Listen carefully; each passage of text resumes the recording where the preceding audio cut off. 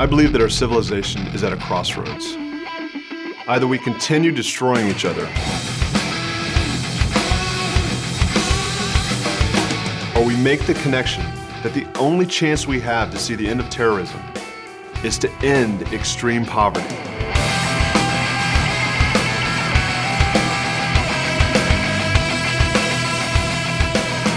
I was born and raised on a farm in a small town in West Virginia. From my parents, I learned the value of sacrifice and hard work. And because of them, I felt a call to serve and to lead that led me to the U.S. Naval Academy. And upon graduating, I was commissioned in the U.S. Marine Corps as a platoon commander in both infantry units and also a special operations unit called Force Recon. My guys and I were deployed all around the world. After 9/11, we did counter-terrorist operations in the Horn of Africa. We assisted with the initial disaster relief operations after the tsunami in Indonesia. And in 2003, we were inserted on the front lines of combat in the Iraqi invasion. Early one morning at the start of the war, my guys and I were in a defensive position facing north. A car came tearing toward us. A man got out of the car and began sprinting. We just assumed that he was another suicide bomber. So I grabbed a couple of my guys and we began running toward him to try to get him to stop. And then I looked up and saw a large black military truck coming up behind his car. 4 guys dressed in black jump out of the truck and move to surround the vehicle. When they began spraying the vehicle with bullets, I immediately knew what was happening.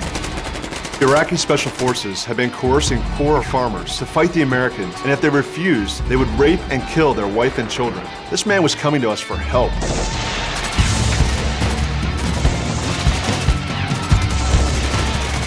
By the time I reached the man's car, he was cradling the blood-soaked body of his 6-year-old daughter. His wife lay dead in the passenger seat. I'll never forget the look in that man's eyes. I'd seen it before throughout the developing world, in the eyes of children who have to walk hours to fetch contaminated water for their families, in the eyes of mothers who watch their children starve because there's no food for them to eat, in the eyes of young men who have no jobs and no prospects for a better life. It is the look of extreme poverty, of sheer desperation, and desperate people do desperate things.